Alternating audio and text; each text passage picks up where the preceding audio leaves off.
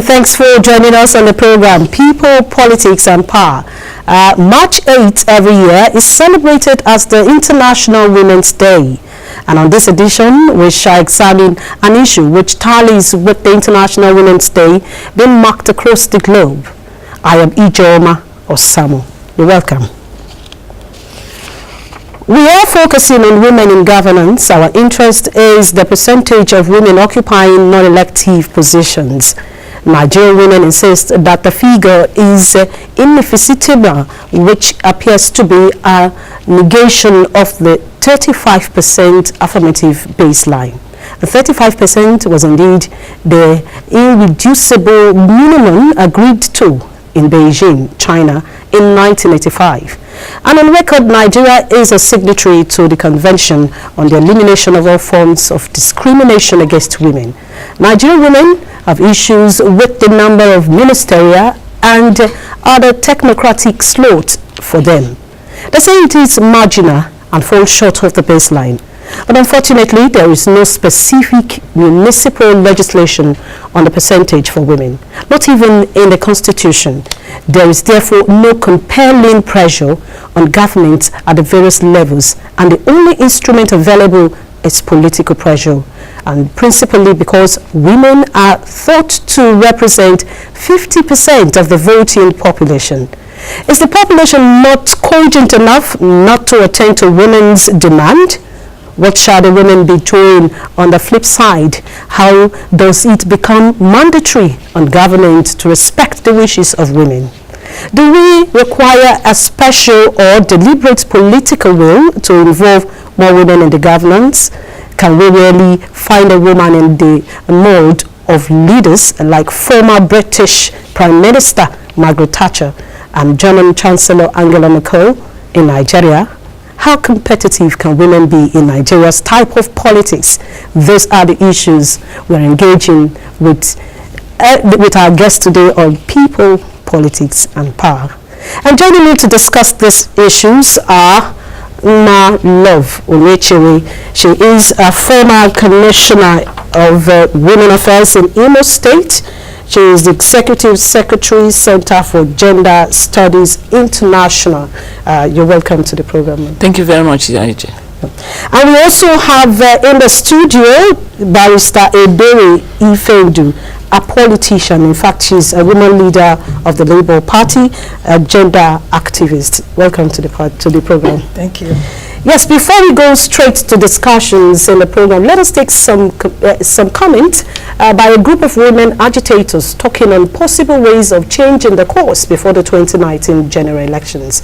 Some of them, while giving their experiences as politicians, said the only way to have all-inclusive democracy in Nigeria is to get absolute support from the men. We have stereotype roles that we think women should play, and we normally typically see women as playing the traditional roles. It's so easy to envision a woman as a mother, as a wife, as a homemaker, but it's so difficult for people to envision women as a leader. For instance, a governor, a president. You know, it's like an abnormality, like, oh, the women should be behind the scene. And so these are some of the restrictions. And the funding, you know, in Nigeria, the governance process is a whole lot more like a money business. So everyone sees participation in governance as a national cake. So there's a lot of trade around of huge money, which because of this stereotyping of women have not been able to break into certain economic positions that will give them that capacity to have that kind of funding to compete with the men. And don't forget that when you're running a race, and for instance you're running a 400-meter race, somebody takes off once the gun goes off, the other person is struggling to take off. They can't arrive at the same destination at the same time, isn't it? And so we women were still struggling behind those restrictions we have. And so we've not been able to participate fully, even when we have the zeal, when we have the desires to do that. And that's why the International Women's Day for this year is talking about press for progress. So I think that beyond our critically reflecting on what the challenges are for women to participate in governance, we need to start asking ourselves, what have we been doing over the years that we need to change? I came out as chairman because I had, first and foremost, the support of the main men in the party. They actually had to compete against another man, and I came out victorious because I had the support of the men. And it's been easy all through. A lot of times when I had to go out, I was like, no, Madam Chairman, you're a woman, just calm down, we'll take the fight on for you. They've been very, very supportive, and I really appreciate that. But out there sometimes, for instance, when people want to call the party chairman and they call my phone and I say hello, they're like, no, I want to talk to the party chairman. And I say, this is the party chairman speaking. They're like, no, this is, I want to speak to YDP party chairman. And I had to tell them, yes, I'm the party chairman, and before they start talking. So there's still that cultural shock for a lot of people to see a woman heading the party. But by and large, it's been very, very interesting. Even among other party chairmen, those I met on board, they've been quite supportive as well. For instance, in IPAC, I'm a member of the National Executive of IPAC, the first woman ever to be, and the support has been tremendous. In political arena, you see women during politics going around house to house campaigning for men to become governors, to become senators, to become members of House of Reps. We work a lot, and on the day of voting, you see more women coming out more than the male counterpart to vote. And when the time comes for one woman to come out and say, oh, I think I want to become a councillor, that is when men will come out and say, oh, this is not a place for women. This is not a place for women. So this time around, we look around. After going through so many trauma, so many of our women will come out to contest for election, and they will be skimmed out. Some of them, Korokoro Ice, you see that they have skimmed out, they have been pushed out of it, even if they are more qualified than their male counterpart, they will be thrown out because they are women. So this time around, although many women groups and many organizations on daily basis are coming out to agitate for women inclusion, especially in political arena, and yet women have not gone there. No matter how much, how hard, and how many years you spend as a politician, even if you are the best, you are always not good enough to contest for election. Even if it is councillor, how much more of when you aspire for a bigger office. And I'm happy to be representing here today the APC. We recently had a committee on true federalism. And one of the important things that we had to talk about, that we had to discuss, was the issue of women. Women have to be placed at the center of the issues of federalism. And all our speakers have said it. You cannot stand on one leg. You cannot fly with one wing. If half of your population is disenfranchised, then you cannot really develop. So, it is very, very, very appropriate for us now to realize that our problems as women, no matter where we are, is the same. And that is why we have come together, and we want the world to know that we have come together to fight this cause of women. And then considering that in the Nigerian constitution there is equality, it's clearly stated that nobody will be discriminated against using sex, using religion, using tribe and the rest. And so if there is equality in the constitution, our question is, why are we being sidelined? The truth is that other countries are no longer talking about affirmative action. They are talking about gender parity, 50-50. Nigeria of our dream, the Nigeria we need, is the united, indissoluble and cohesive Nigeria which guarantees equity, fairness, justice and prosperity for its citizens. That is our focus on people, politics and power. It is fresh, insightful, impactful. It's a must watch. People, politics and power on AIT.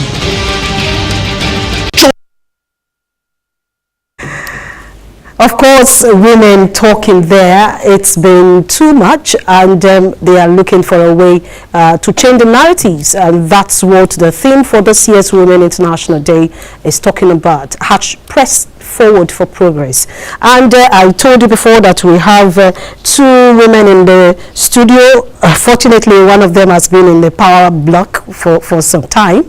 She has been commissioner for over a time, and she has worked even as a secretary to a legislator in Nigeria. She is also the executive secretary, Center for Gender Studies International. I'm talking about Love Onyechiri. Madam, I have introduced you before, but you're welcome to the program. So let me start with you first. You saw the complaints from the various women. What is responsible for the layback? In fact, the layback can be attributed to the need for women to do more. The need for women to understand that power is taken, not given. The need for women to build up themselves in all aspects of life, build up businesses, earn money, and be able to compete with the men, or show some levels of competition. The need for women to support women. The need for the society to understand that the woman is also a human being, and she has right of movement. She has right to belong to a party. She has right to other things that men do. Why do I say this? For a woman to start to be in politics, for instance, or to go for political position, she needs her husband's approval. Okay. And when the man says, no, this time you are not going, it becomes a problem for her. Is it that the women are not pushing forward, or that their men are retarding them and withdrawing them back? What's responsible? What is happening? Do we blame the women for this, or we look at the men? No, there are certain conditionalities that have existed over time, like the family circle, cultural inhibitions, and lack of ability to earn enough financial power to compete with the men. We know that in as much as the constitution does not prevent anybody from owning land, women in this country, how many own land? We don't own land. You can't even do ordinary business without your husband's approval. So if we can move for a press for a better understanding by the men to know that the woman also has right to contest election. Men contest election most times without even telling their husband, their wives. They understand. They don't need permission. Look, he comes in and tells you, I have decided with my friends I should be vying for this, and I've contacted my friends. I've told my stakeholders. They've approved that I should go for House of Reps, and please, I am telling you to start preparing. So what happened in the case of the woman? In the case of the woman, she first of all has to lobby her husband, get his approval, get the family to understand that politics, like they say it, that the woman politician is a prostitute. They label it very obnoxiously, that makes women withdraw from politics. And the society sees the woman that is in politics as somebody that is outwardly oriented.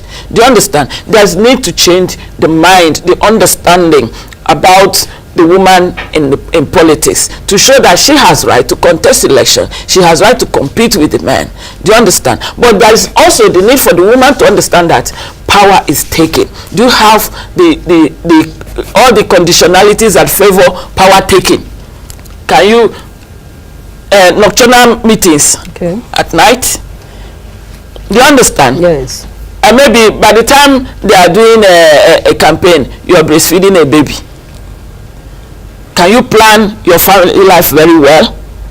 Have you earned enough money? Or does your husband have enough money to support you? Do you understand? Now, one again is that how many of us, especially those of us who have the capacity to, maybe venture into politics, are homegrown? Good question. Now let me take it to you, Barrister. You are a politician and even a woman leader in one of the political parties, a publicity secretary. That's a very strong position. And now let's look at your challenge as a publicity secretary of the Labour Party. I know that women are challenged. What's happening in your party? Yeah, like rightly said, women are challenged in politics generally. And then I want women to understand that playing party politics is more difficult. Because you know that in Nigeria as we speak, there's no provision for independent candidacy. And so the party is the only platform that any politician will use to fight for positions. And it becomes more intriguing also. As a woman, you want to bring in transparency, you want to bring in integrity, you want to bring in character. But you see, the way men understand politics, some men actually understand politics, it's a do or die thing. It's something that can be achieved. Whatever is done, they will tell you it is politics. And then I question some of those things that, look, we are talking about building a new breed kind of politicians, where when you come out in public to say, I am a politician, people will look at you with respect. Let them not see you as, oh, these same people. So we are changing the intrigues, we are changing everything that will make women come out to contest and women come out to participate more in party politics. Now, why is it that when a woman in a political party goes for to pick a nomination form, at the end of the day, the woman is not given the opportunity? We have the story of Sarah Jubrin in this country, and we have stories of women who came out initially that they want to be president, they want to be governors. You are a politician. Why? Why are you allowing it as a woman? Now, my sister said something that will come out. I mean, if we are coming out, we should come out, knowing that we are coming to play politics. There are rules that must be followed. One of the reasons that you find out that women will come out as aspirants and will hardly get to the point of becoming candidates, the major reason one is we go there to beg. We get free forms, free expression of interest, free nomination forms. In politics, they will bring consensus. They will bring zoning. Men will come with money. They will buy their forms. There is no political party that will concede to that woman that came with nothing. So why will you go with nothing? When in the party, they are saying you have to pay a certain amount. By the time you are begging that they should make the payment for women free, are you not depriving yourself? Exactly what she said. Come out because you want to participate in politics. And if you're coming out to participate in politics, you come out ready. And that includes having the financial backing, the support of your people. Don't just come out because you think because you're a woman, everything will come to you on a platter of gold. No, I disagree with most women sometimes when they talk about our challenges. And I tell them, look, of all the challenges women face in politics, there are basically three that are common. That those three are the ones that we will say as women that we have to go through. Like she said, your family supporting you, your husband and the rest, the cultural thing, the religious aspect. Apart from that, is it finance? Is it intrigues in politics? What else are we talking about that men also do not face in politics? So who is stopping the women? Nobody is really stopping us. But let me also say this. Because we did not start politics. No, hold on, ma. We didn't start at the time men started. So they had already placed the rules. They've done everything to suit them as men. So for us coming out, those are the barriers we are facing. And that's what I will tell you. Those are the things that are stopping us from participating more. But I want women in 2019 to come out and say, look, we are ready for politics. And in that case, if the form is being sold for 8 million, we'll put down our 8 million and buy. I experienced it when I ran for the office of publicity secretary in Labour Party. We were asked to pay. And I paid, and I asked all the women to pay. Of course, we got to the convention ground, and then so many things came up. But I couldn't be stopped because I paid. Yeah. You understand? Nobody could stop me because I paid, and I fought through it, and I became publicity secretary. Even when we had negotiations of position to place 1 or 2 persons, nobody could skim me out. Because I came there prepared. I paid. I played the politics. I reached out to the delegates. So what are you telling me? All I asked, can we have an election? Let the delegates choose. Because I did my homework. Okay. You talked about Sarah Jubrin's case, and I feel so sad because most times they use that as a yardstick to judge women. And I say, no, it's not true. Mama Sarah Jubrin, with all due respect, didn't go to contest for that position. Even when she was given an opportunity to speak, to talk about herself, she was busy eulogizing Jonathan. She didn't reach out to delegates. For Christ's sake, delegates election, you must reach out to people. You can't just go there and stand because you're a woman and then you chorus sympathy. Politics is not about sympathy. Okay, let's take us to elective positions and ministerial positions in governance. In Nigeria today, we do not have so many women in ministerial positions, even in the states, to be as commissioners. You were once a commissioner for women affairs. Why is it that they only give women commissioners for women affairs?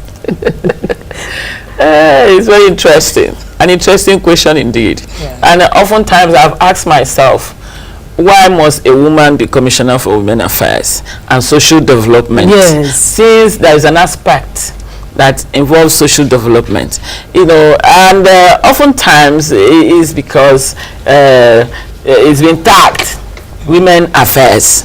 Do you understand? So man cannot occupy that. I wonder. So it is I know, like some states of assembly where a man is a chairman House Committee on Women Affairs. So it can also rotate. Yeah. A man can become a women affairs. But let me tell you the principal reason. It's because it is assumed, not constitutional, that the Ministry of Women Affairs is under the control of the wife of the governor or the president. And so it is like a preferred gender that could work with the wife of the leader of the party in the state or at federal level. So making a man commissioner for women affairs, he might find difficult to even align properly with the wife of the governor, who claims, is a claim, and it's not constitutional. And I want to use this opportunity to say that there has to be, you know, a situation where the women affairs commissioner or minister be allowed to play her role as a government appointee instead of being an attaché of the office or house of the wife of the governor. And that makes them very redundant. It makes you're coming with maybe ideas as an honorable commissioner that will turn things around for the women, but when you come, you sit down and just wait for instruction. You can raise suggestions that will not be accepted. So the principal reason why it is, you know, women that are appointed commissioners for women affairs is that the office is assumed to be the first office of the wife of the governor, and she has to align properly with the woman. But is there anything stopping a woman from being the secretary to the government of the federation or the secretary to the government of the state? No, we have had women who are secretaries to government. Okay. Even in Ekiti, in so many other states, we have had so many women being secretaries to government. But most times, you see, is this idea of marginalization, you know, and idea of fear. Let me tell you, the wives of governors have to understand that they need to support women to grow in their states. You will hear, you might hear a woman being appointed secretary to government. Oh, woman, she will colonize my husband. Do you understand? Most time that is the problem. That most women are not given substantive positions in government. They are relegated to those areas they think that are women friendly. Do you understand? Especially with regard with the thinking and opinion of the wife of the leader of the party in the state. So there is need for the orientation of the mind that the woman can also do even more than the man. It is heartbreaking that today we only have 4 women deputy governors in the country. How many women speakers? Now about 2 or 3. So what can we do with that? Go to the National Assembly. So the number is too low to make impact. And women are no longer pressurizing. The press is not there. Why are they not pressurizing? They are too comfortable with what they get, dancing and clapping and wearing the governor's uniform and being mobilized to fill the stadium and clap and dance. You see, because those are the hem of office, or those who have had opportunities like women, are not, you know, relating properly with the grassroots women. If you're given an appointment in government, you have to speak the person that appointed his language, yes. And that's his dance. At times, you might even bring up suggestions that will not be accepted. And women are not easily compromised. No, women are not easily compromised. But the problem is that if all the women in positions of authority in this country at all levels can come together, it's difficult for... I've not seen any woman in the Senate holding a public hearing for women in her constituency. I've not even heard women appointees at federal coming down to the states to call meeting or mobilize Nigerian women and say, let me tell you how we can make it. Everybody is so comfortable with the little position she occupies. We have 7 senators. Have you heard that these 7 senators held public program, a public hearing for Nigerian women? Look, as we are talking about Dapchi girls. Have we heard the women's voice? We need to hear Nigerian women. And please, for God's sake, I want to use this opportunity to say, wherever the wife of the president of this country is, we need to see her out. We need to see her speak. We need to see her mobilize us. We need to, we need to move. We need to move. We need to move. The types of Chief Mrs. Ekpo we are looking for. For Nigerian women to make it, we go back to the basics. What informed Chief Mrs. Ekpo to be so outspoken? What informed Moremi to be too outspoken? Who informed Esson to be outspoken? Because they were not held back by culture. They were not held back by their husbands. They say, look, if I die, I die. Do you understand? Just like Esther in the Bible. So need to rise up. Barrister, you think we'll have such women, and what are the challenges? Why are women pulling back? Why are they not coming out? Why are they not speaking out? Why don't we have the likes of Ekpo that she just said? Why? Well, the time they started, yes, we'll talk about the challenges that they face, but I tell you, with modernization and things like that, challenges are more now, because they use the press. They use the social media. There's so many ways to stop, women from coming up. But there's a good news I have to share with you here, because you see, we have discovered that in Nigeria, we must take 2 steps ahead of the political calculation for us to survive and succeed.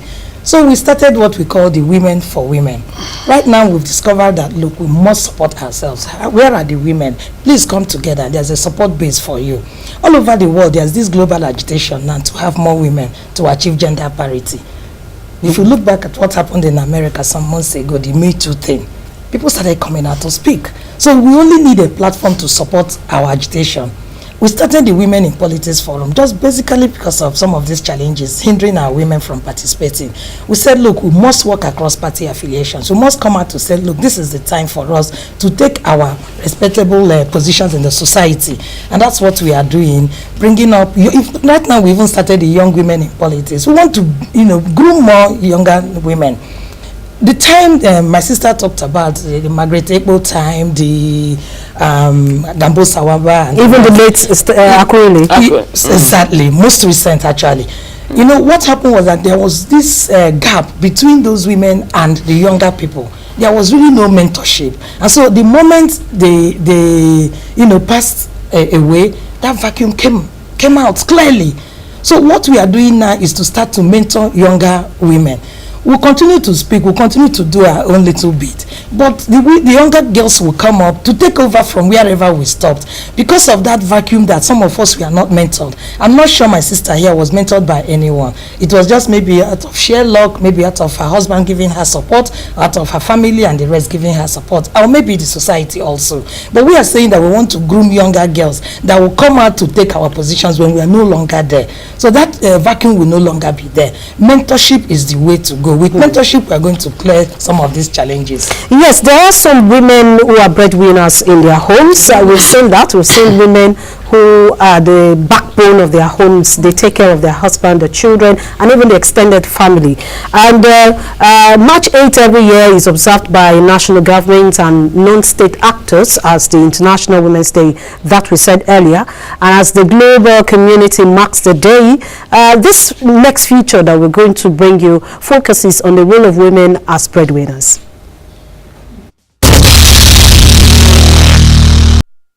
Lillian Esomonu was 17 when she got married. At 24, she already had 4 children.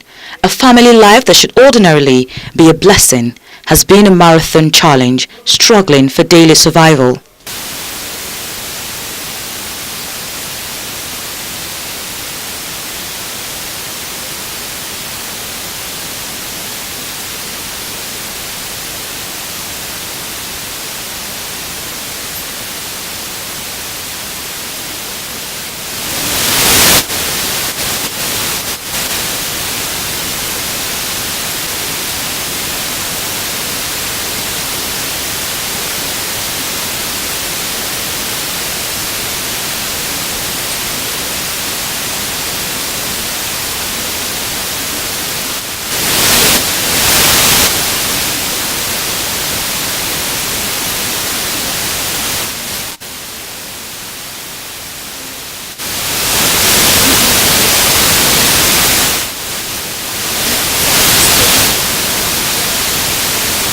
Left to fend for herself and 4 little children, Lillian does not only have to contend with her impoverished condition, but is constantly blamed by her jobless husband of being the cause of his misfortune.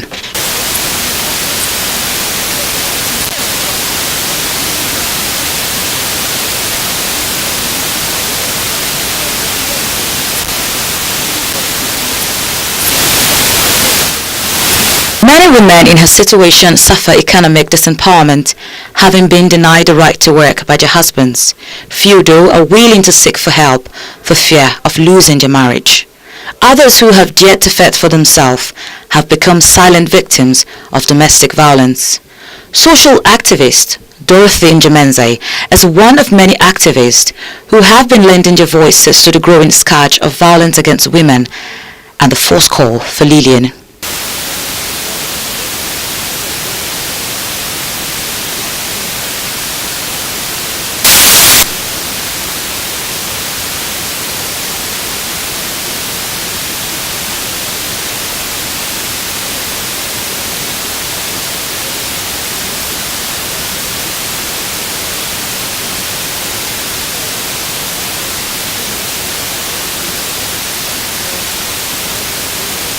Many believe gender-based violence stems from the failure of governments and society to recognize the rights of women and is rooted in a global culture which denies women equal rights.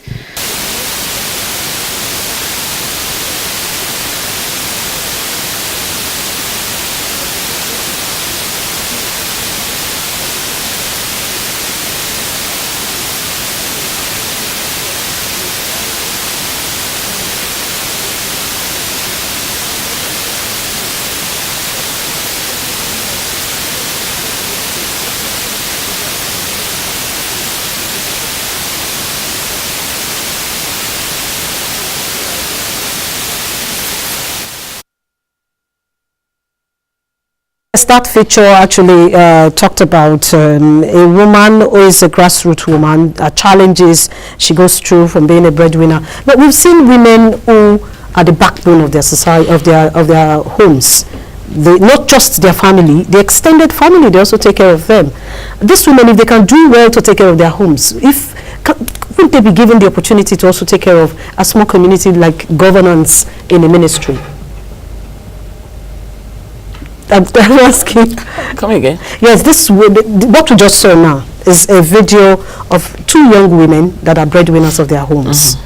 They have the strength, despite the challenges they go through, to take care of their homes.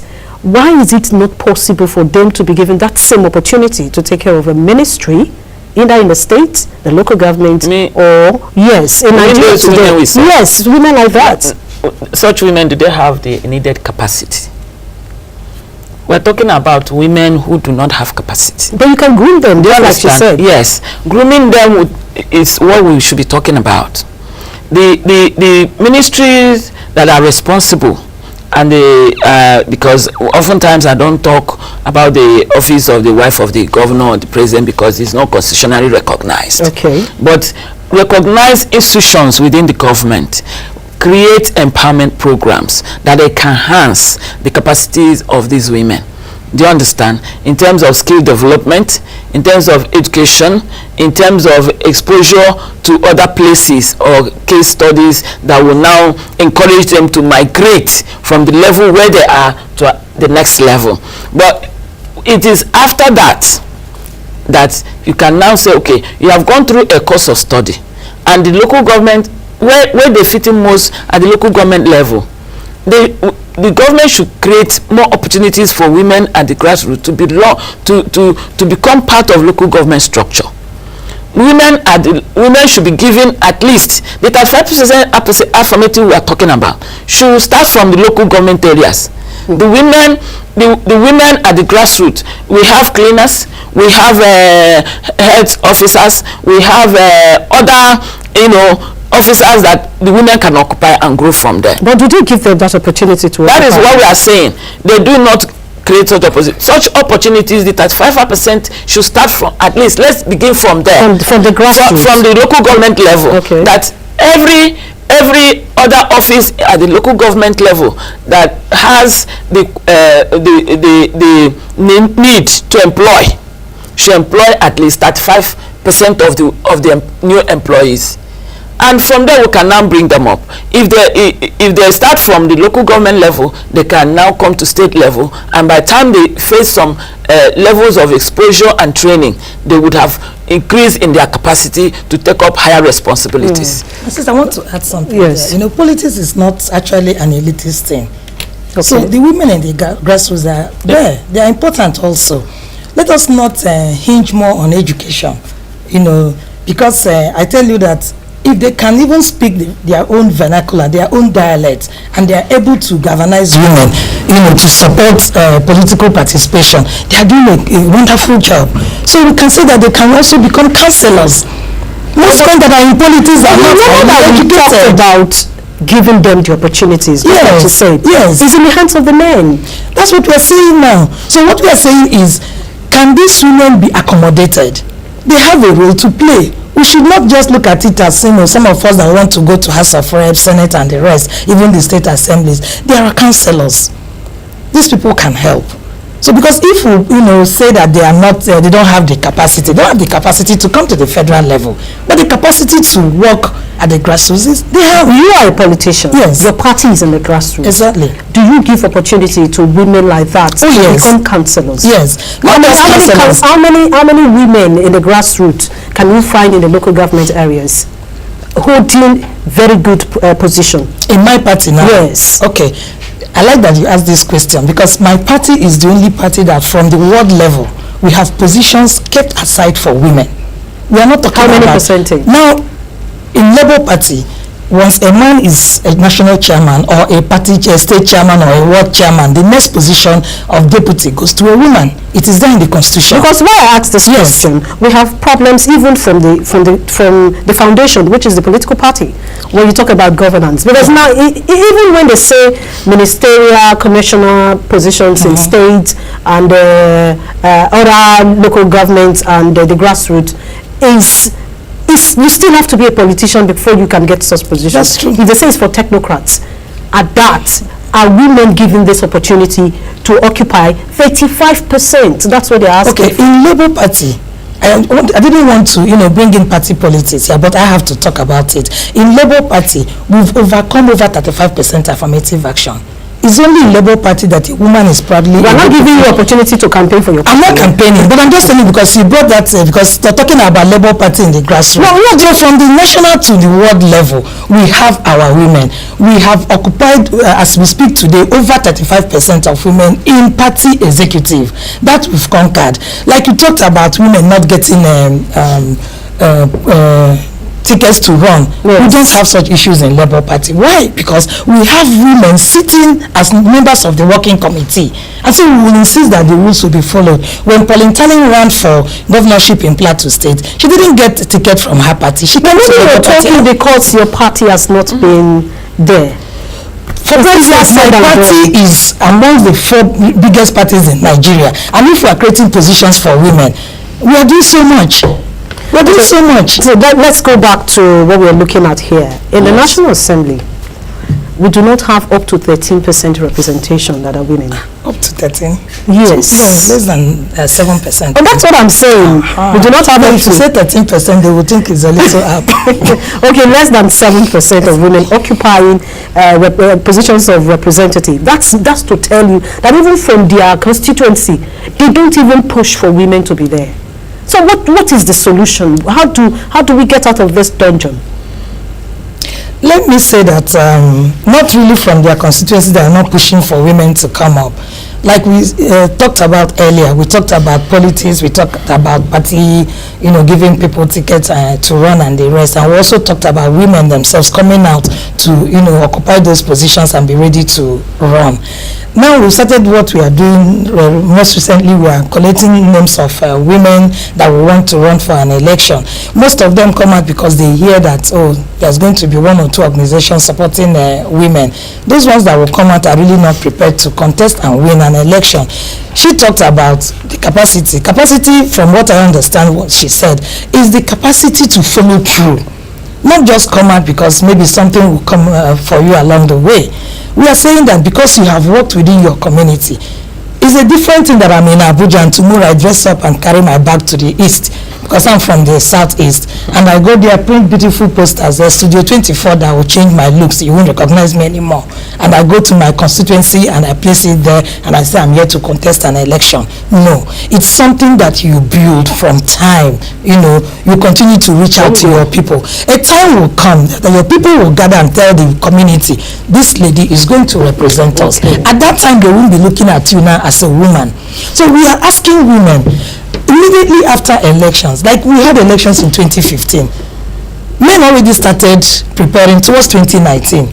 This is the time we are asking women to come out and tell us they want to contest an election. Look at it, look at the time frame. It's not long enough for us to even make a serious impact. I'm worried because 2019, if we are not careful, we are going to go lower than the percentage. Because we refuse to learn. Every year we'll be talking about the same thing. Men started since 2015. They started reaching out to their communities, reaching out to the political leaders, reaching out to political parties. Ask some women, they will tell you they are contesting. Under what platform? I've not decided yet. Wow. So you said you have something to say. Yes, the issue of preparation, readiness to contest. I want to say that not every Nigerian woman is passive about 2019. Yeah. And I can categorically say that many women who want to contest 2019 election are already in the forefront, are already working. And just like she said, politics is not just about dressing up in town and going to the village. For how long have you, partnered with your home people? When do you go home? There are women who climb to power at the back of their husbands. We know them. Yeah. Because their husbands have made efforts. Their husbands have been this or that. And maybe there are opportunities for the man to take, say, no, give it to my wife. Exactly. Are you hearing me? But there are women who have worked so hard in this country that we also still look up to them to champion this cause. Whatever disappointment they must have had, they should not, throw in the towel. Yeah. She mentioned Pauline Talin. Sarah Jibril, like she said, Sarah Jibril's problem was that she didn't even reach out. While the men were campaigning around the country, we didn't see her. Exactly. She didn't call anybody. Exactly. She didn't even call a meeting of Nigerian women. Exactly. Support me. On that day they were doing Congress, we were looking for her to at least call the women. Okay. So, like I always say, power is taken. In as much as you make your efforts, do your effort, people are seeing your efforts over time. The current president of this country, Muhammadu Buhari, how many times did he contest election? 4 times. Do you understand? It's not when you contest once and fail, you go and sit down. You keep trying until at a time the people say, look, let's give this woman a chance. Let's give this man a chance.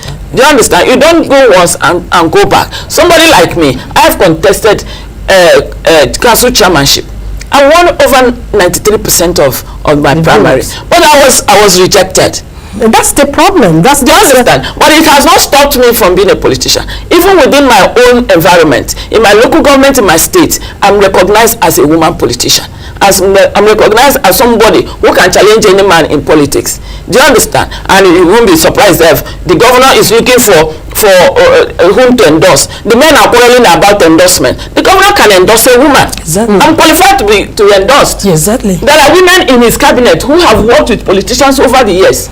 I know of Gertrude Oduka, the current commissioner for women for education in Imo State has been in government since 1999. So is it that the governor looking to endorse Gertrude Oduka? You are talking about endorsing her. What is stopping her? What is stopping women come out and say, look, I want to also be a governor? Okay. And I tell you that in no distance time you might be seeing some Imo women who want, and across the country, who want to be governor. Don't be shy. Be bold. Press. Go for it. And you get it. We have there's somebody they say accidental governor in quote.